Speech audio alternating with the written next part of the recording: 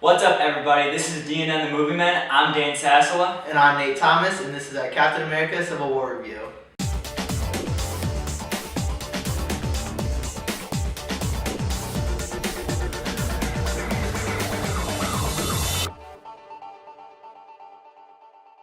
Alright, we're doing this review because Black Panther comes out in about a week, and so we thought it'd be a good idea for you guys to see our thoughts on Civil War and basically where Black Panther was last before this movie comes out. Alright, so let's get this going. This movie is one of the best and most unique in the MCU.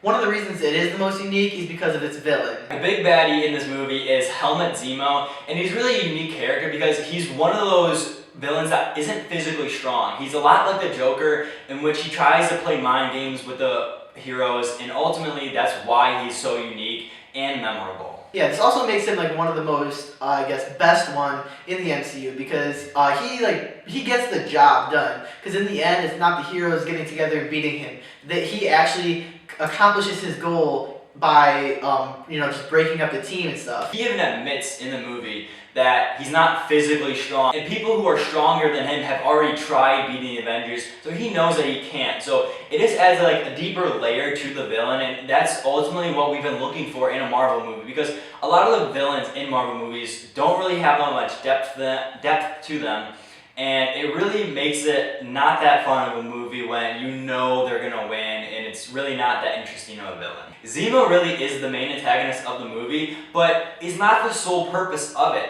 The entire purpose of this movie is to pit the Avengers against each other, and Zemo is a tool that the filmmakers use to put that in motion. Yeah, and overall, we found that Zemo is one of the most important roles and is very effective in this film and an important role in the MCU. One aspect that I really want to touch on is the humor in this film. Looking back at the past movies that just came out, like Guardians 2, Thor Ragnarok, a lot of those films have the forced humor that don't really work that well. But in this, we have very natural humor like the old Star Wars films have, and it really, really works. One of the places that I found the humor the best is in the airport fight scene.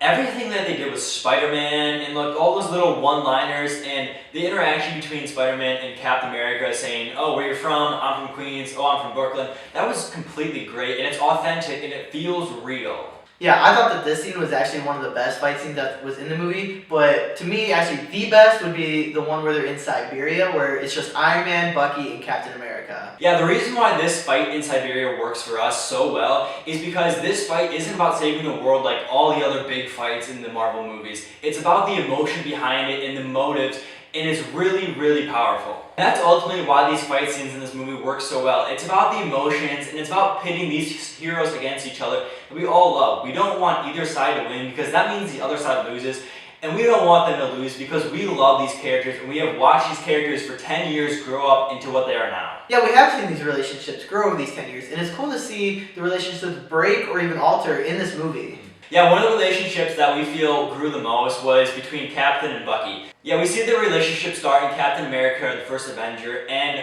change in Winter Soldier when he's mind wiped and stuff like that. But ultimately, this is where he comes back, and you really have him fighting against himself and Cap at the same time, and it really adds a very, very unique feel to the film. Yeah, one of the most important parts of the relationship with Cap and Bucky is how it contrasts with the break between Iron Man and Cap. So when you take the two leaders of the team and put them against each other, obviously the team's going to break and choose sides. Yeah, for me, this is where the movie shines the most. It's actually in Iron Man himself. Robert Downey Jr. gives his best performance in this movie by far as Iron Man. His ability to show the emotions, especially in the airport scene right before they fight, that's the most powerful moment I think that we've seen Iron Man had out of all the movies. For me, the most emotional part that Iron Man has ever given in a movie is in this movie during the Siberia fight scene, where Captain America tells Iron Man that Bucky is his best friend and that's why he's fighting on his side, and then Iron Man says that he thought that he was his friend too, and you could just see the emotion in his face and you could just hear it too. Yeah, and that relationship between Cap and Iron Man really does make this movie shine. Another relationship that really shines with Iron Man is Iron Man and Spider-Man.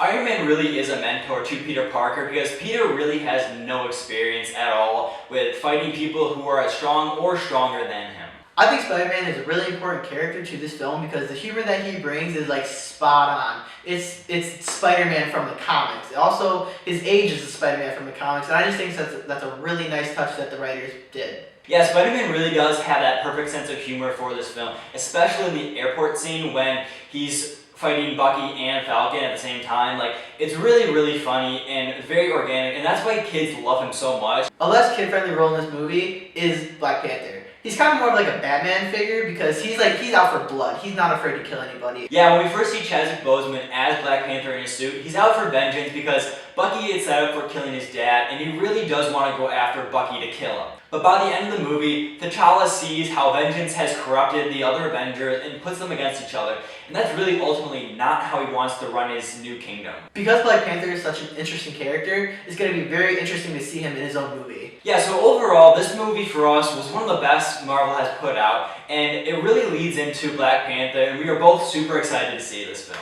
So that's all we got for you guys today. If you guys like this video, please give it a like and also leave a comment down below on your thoughts on Civil War and what you're most looking forward to in Black Panther. And be sure to subscribe for more movie reviews.